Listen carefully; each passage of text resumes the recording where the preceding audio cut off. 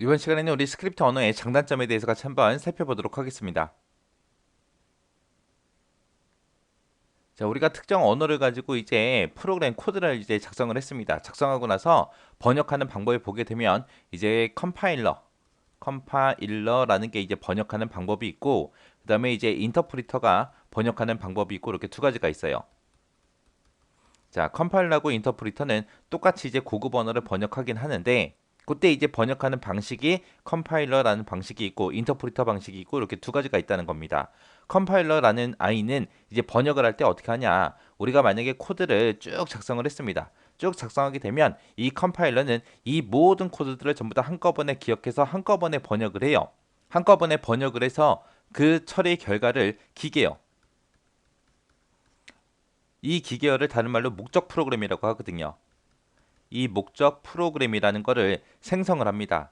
그리고 나서 이 목적 프로그램을 이제 실행 가능한 형태로 만들어서 그 다음에 그 내용을 우리가 실행을 시켜요. 해서 컴파일러는 이제 한 번에 번역하고 한 번에 실행하는 거. 그게 이제 컴파일러고요. 인터프리터는 내가 코드를 쭉 작성을 했을 때 얘는 이제 번역할 때 어떻게 하냐? 한 줄씩 한 줄씩 그렇게 번역하고 실행하고 번역하고 실행하고 번역하고 실행하고 그렇게 해줘요. 해서 얘는 한 줄 번역해서 바로바로 실행을 해버려요. 실행하기 때문에 얘는 수행하고 나면 실행 결과가 나한테 되돌아오는 거예요. 해서 얘는 목적 프로그램, 기계어가 생성이 된다 안 된다? 안 되더라. 해서 얘는 기계어가 따로 생기지 않습니다. 안 생기고 바로 그거를 실행해서 그 결과값을 이제 사용자한테 보여주는 거예요. 그래서 우리가 앞에서 배웠던 C가 됐든 자바가 됐든 그런 것들은 전부 다 컴파일러 방식으로 이제 전부 다 번역을 해줘요. 근데 지금 여기서 나온 이 스크립트 언어는 한 줄씩 한 줄씩 하는 이 인터프리터 방식으로 전부 다 번역을 하고 실행을 합니다. 그때 이제 번역하는 시간만 봤을 때는 컴파일러는 한꺼번에 모든 코드를 다 기억하고 한꺼번에 전부 다 번역을 해버린다 그랬어요.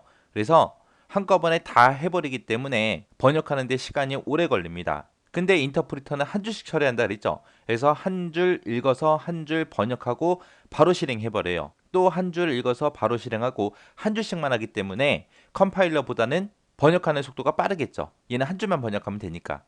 근데 이제 실행하는 시간, 번역 시간은 그렇게 되는데 이제 실행하는 시간을 놓고 보게 되면 컴파일러가 실행 시간이 빨라요. 왜? 한 번에 다 번역한다 그랬잖아요. 번역이 다 끝나서 기계어로 그렇게 완성이 됐기 때문에 얘는 그냥 바로바로 실행해 버리면 됩니다. 근데 인터프리터 같은 경우에는 한 줄 번역하고 실행하고 한 줄 번역하고 실행하고 해야 된다라고 했잖아요. 그죠?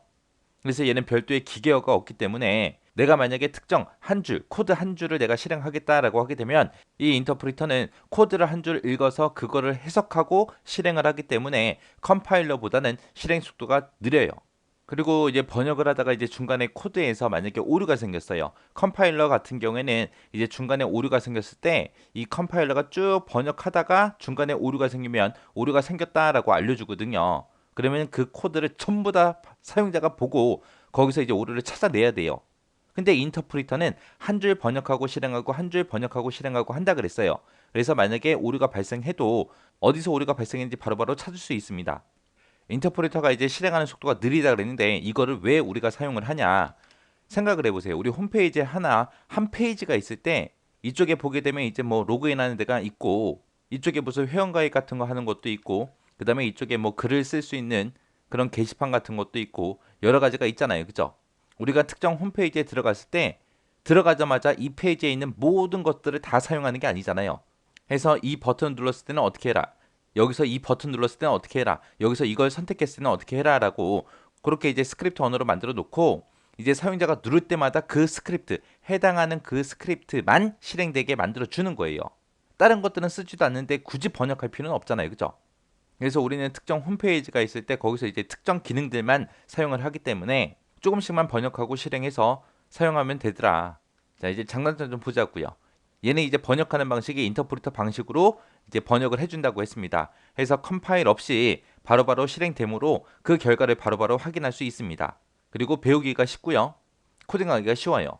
그리고 개발 시간도 짧고요. 그리고 소스 같은 것도 쉽고 빠르게 우리가 수정을 할 수 있습니다. 여기서 한 줄씩 한 줄씩 번역되고 실행되기 때문에 우리가 어디서 발생했는지 바로바로 찾을 수 있어요. 그래서 쉽고 빠르게 수정도 할 수 있습니다. 근데 얘의 단점은 뭐예요? 한 줄 읽고 해석하고 실행하고 한 줄 읽고 해석해서 실행하고 그렇게 해야 되기 때문에 실행 속도가 조금 느리더라. 그리고 얘는 이제 런타임 오류가 많이 발생하더라. 이런 장단점을 가지고 있는 게 우리 스크립트 언어예요.